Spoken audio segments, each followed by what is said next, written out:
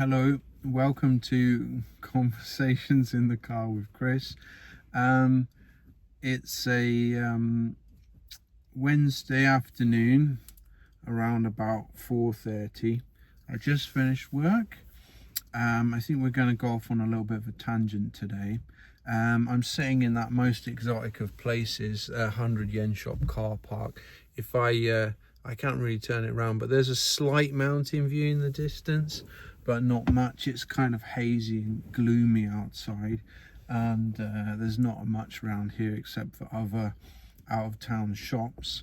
I was at work today, and we're doing ABC in the class this morning, and when I'm reading out the ABCs, I like to play kind of a joke with myself because the kids don't understand. So instead of saying, sort of like a B is for ball, I'll say, like sort of, B is for barbarianism or something like that. And I sort of was reading them out, and I got to Y, and I said, Y is for why are we here? And it just made me think, and I thought I might try and see if I can answer that question today. Why are we here? That's a very good question. I suppose you could start with saying, breaking it down, like, why am I here right here now? I'm currently outside the 100 yen shop, which is a big superstore that sells all sorts of bits and bobs, and I'm here right now because I need to get some stuff to teach Halloween tomorrow. So that is why I'm right here, and I need to get some magnets for some blindfold games and some some stickers and bits and bobs. Why am I here in Japan? That's another good question. I'm here in Japan because 20 years ago I was dissatisfied with my life in the UK, where I was working in a bank at the very bottom of the ladder, basically tapping numbers into a screen all day long. And it was like, I liked the people I worked with. It was in a big posh new building and all that, but I sort of really didn't see any kind of it wasn't what I wanted to do with my life. The money was absolutely terrible. I had no spare money. I was in debt up to my eyeballs thanks to university and some extremely poor money management. Something that really should be taught a little bit better in schools, but we'll save that for another time. And I wanted to do something interesting. Like, at the time, I wanted to be a writer. I've always wanted to be a writer, and I am now on the side around the day job. And at the time, I was sending off big chunky envelopes filled with manuscript chapters to all the big publishers in the back of my Writers and Artists yearbook, and most of them were getting sent back, and it was costing me a lot of money, and I was struggling, and I was still living, at the time I was living very near to where I went to university. I was living with a couple of friends, and there was this, after we finished university, we had this great time, just brilliant time, and there was just this massive kind of come down from when we were students, with like just free life, free time all the time, doing whatever the hell we wanted, to suddenly being sort of working people, and all of the guys that I lived with at the time were all working in offices, so we were all doing 9 to 5s and coming back tired, too tired to really do anything in the evening except go down the local Weatherspoons once or twice a week. And then sort of we had no money to do anything on weekends, so we did very little. We didn't have any car. I don't think any of us had a car. I certainly didn't. And so I was just kind of like disillusioned. I was 23 or something. I just felt kind of disillusioned. And so I wanted to see the world. So I ended up, I applied for a teaching certificate in the back of that I found in the back of the newspaper. One of those ones that looks really dodgy, but it actually wasn't. It was actually completely legitimate. And I went over to Barcelona for a month, and I just kind of caught this travel bug that I'd never really had before. I guess it had been latent inside of me because my parents were big travelers, and you know, my dad worked on a chemical tanker, and like my mum went with him. So I've still, even after 20 odd years on the road, I've not done half the countries that they've done, you know. But I've racked up a fair few over the last couple of decades. So anyway, to cut a long story a little bit shorter, is I ended up going and working overseas. And at first I went to Italy, and you know, I had a great time there, really liked it, but the money was terrible. And so I ended up in Japan, where I am now, in Nagano City, site of the 1998 Olympics, because I couldn't afford to live in Italy, and I needed a job that was actually going to start paying off these debts of mine that were just getting bigger and bigger and bigger. And so I applied to a bunch of jobs in Korea and Japan and Taiwan, and you know, anywhere that was vaguely well paid. And I ended up getting a job in Japan because a friend that worked in Japan, her company had a vacancy, and I just got a phone call while I was back home after Italy, and can you come? And I was all right, go on then. No idea where Nagano was. I said, oh, it's in Nagano. Where's that?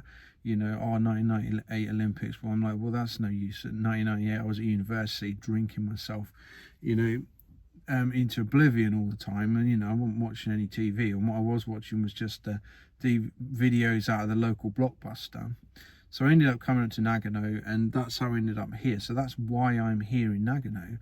Why I'm still here is because I have a family and a cat, and I quite like being here, and I don't really have the resources to leave. You know, it's something that I've thought about at some point in the future, and you know, at some point maybe I'll go back to England, or maybe we'll go somewhere else. I don't know. You know, I have passed the 20-year mark. I'm up to 21 years now in Japan. I like it. I'm quite happy living here, to be honest. You know, as a foreigner, it's not that bad, and you know, and I have supplementary income, so I'm not completely poverty line like most foreigners are these days, with the complete lack of any pay rises ever. Seriously, I'm not joking about that. I'll moan about that in another video. I'm trying to be positive. So that's why I'm in Japan. I've told you why I'm here in this country. Why am I here in this car park? And why I'm in the car is because it's too cold to stand outside. It's about 10 degrees. And why am I alive? Well, I guess that's the existential question that we were getting to. And the true answer is I don't know. Let's just say I'm not particularly religious. In fact, I'm not religious at all. I don't believe in religion. I believe it is just a means of population control, particularly when life was hard, and without that, when people became self-aware, they required some kind of framework in order to give them purpose and meaning in their lives. And that is what I believe organized religion is to this day. And I think the fact that in a lot of first world countries it is on the decline is a sign that we are becoming aware of what it really is, that it's basically just a framework to keep you in order and keep you in line, but the reality is I'm basically just a bunch of cells that have this kind of chemical ability to understand what's going on. And I think the important thing is to accept that, and to to understand what I am, understand that I am very small, and in the great scheme of things I'm very insignificant, But at the same time, in my little sphere of the world, I still have importance and I still matter. And it's the same as saying that in the context of the universe, the earth has no meaning. It's just a dot, an insignificant speck, but that's just wasting time.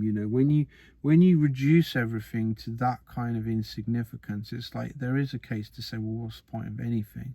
Well, for whatever I am as a being, as a human, as a person, as a living creature, I do have awareness, and I do understand that I'm currently sitting in my little car in the 100 yen shop car park in Nagano, Japan on a chilly October evening. And I do understand that. And therefore, I might as well do something with that situation and with that life.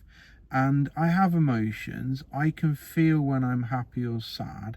I can feel when something is going right, when something is going wrong. And therefore, it makes sense to me to try to create a state for myself which makes me feel this emotion of happiness, while without taking that away from other people. And I think this is what I'm trying to get at without being too philosophical. Actually, I'm being very philosophical.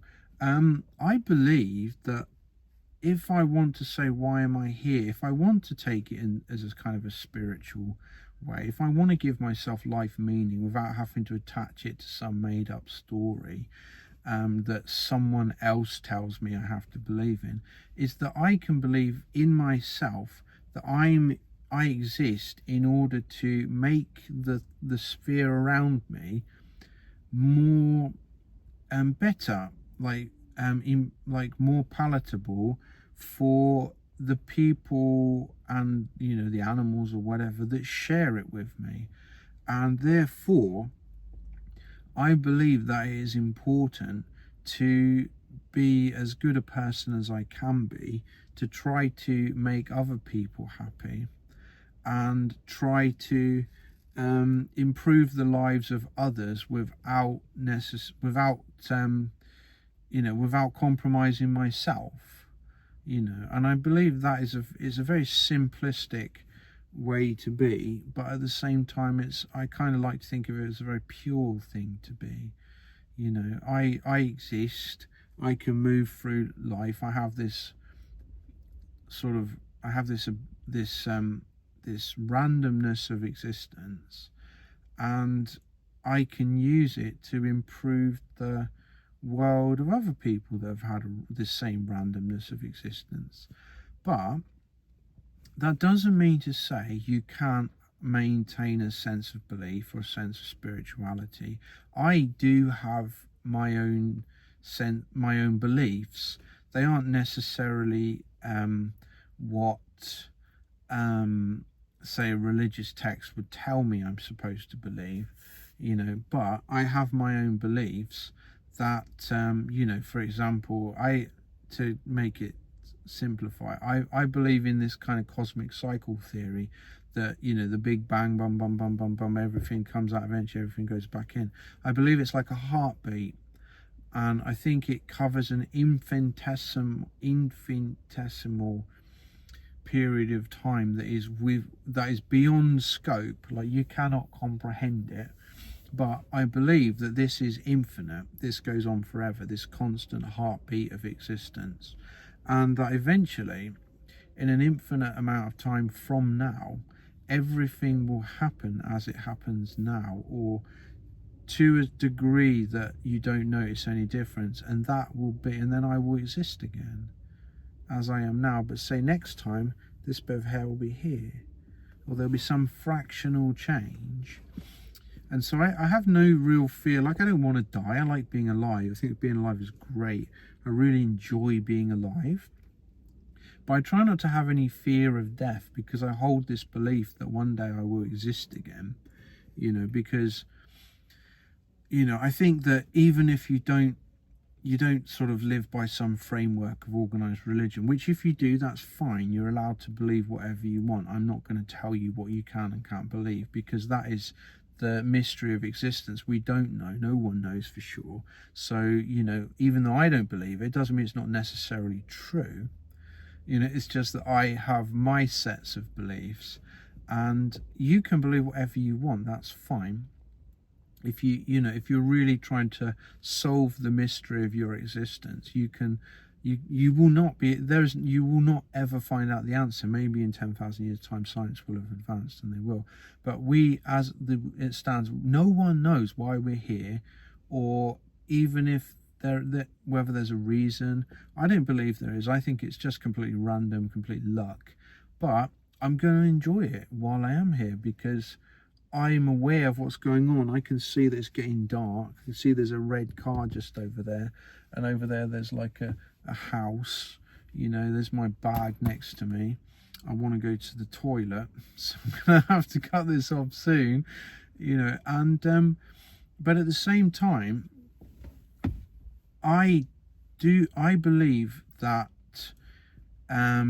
whether life is random or not, we owe it to our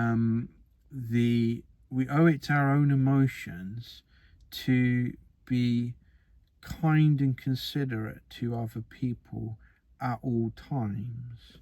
And I don't believe that I'm losing my train of thought. I believe that it's very important that we show kindness and consideration to other people at all times. Manners are extremely important. It's also it's very easy to improve someone's life. That's what I was trying to say. I don't believe that you need to live within a religious framework in order to be a good person. I believe that everyone can be a good person, and that's all you need. You don't need a reason to be a good person. You know, define good. Well, you know, I don't like build schools in Africa, but you know, I help people out when I can. I try and give a smile to people, because in my little sphere I can improve the lives of those around me. I can improve the lives of a little kid that comes up and asks me a question. And that can be done very simply, just by giving your attention to other people. We live in this world, but all we ever do is stare at our phones and like give attention to the screen, especially to the AI spam and the rubbish that's coming up on the screen. Click, click, click, click, click. We don't need to give attention to that. Give attention to another human being. Ask them a question. Today I went into school, and my vice principal, he's into running. I like running, and I knew he was doing a marathon sometime around now. I couldn't remember when it was, but when I walked in, I clocked him. He looked at me, you know, and so I got the phone out real quick and I checked the date of the marathon. It was last Sunday, and I went up to him and I just said, "How was your marathon?" His face just lit up. Like, he looked absolutely chuffed to bits that I'd remembered it and that I was asking him how it went. You know, and he just looked really happy that I'd asked him. You know, suddenly had a big smile on his face. He told me how it went, you know, and that was it. It was a 1 minute interaction that I believe really cheered him up. And that's not to say that I'm some wonderful, amazing person, you know. But it made me feel happy to see that he looked happy. And then later on the day, I asked another teacher who'd mentioned in passing that she could skate. And I said, "Oh, you know, can you skate?" And like, you know, she suddenly smiled, looked really happy that I'd asked her about skating. It turns out she's not that good at skating, but you know, seemed happy that I'd even asked, you know. And I just think that it's very easy to give happiness to people just by giving them a little bit of your attention, you know. And if you're wired the same way as me, when someone looks happy, like when I ask a kid a question in class and they look back at me and they look happy to have answered, not all of them do, some of them look kind of terrified, but you know, I think it's very easy. Just give you a little bit of attention to another person, just a minute here and there. Ask them a question about themselves, ask them about something you know about them, and you will make a difference to that person. So in conclusion, because this is starting to crack on a bit and I've really got to get in there and go to the toilet and buy some blooming plastic pumpkins. In conclusion, why am I here? I like to think I'm here. If I was going to assign a reason, I am here to improve my small sphere of this world. And I think that's a perfectly good enough reason to be here, and I'm happy with that. And I think if this little video has cheered you up at all, I haven't like dropped any like dodgy jokes in it or anything, you know, but if it has cheered you up, if it's made you feel better about your day, because you're a great person. I have no idea who you are watching this, but you are a good person. And if you think you're not, get outside and change it by being nice to someone else. Give them some attention, ask them how their day was, and just show someone else that you care and that people haven't lost the ability to care for other people. So that's my last point. Subscribe. There's no button above my finger because I don't know how you put them there, but if there was one, it would be. I'm Chris Ward. I'm a writer. If you want to support me, go and read my books. You'll figure out where they are. They're somewhere kicking about on the internet. And you can support the channel by just clicking something somewhere. Have a nice day. Okay.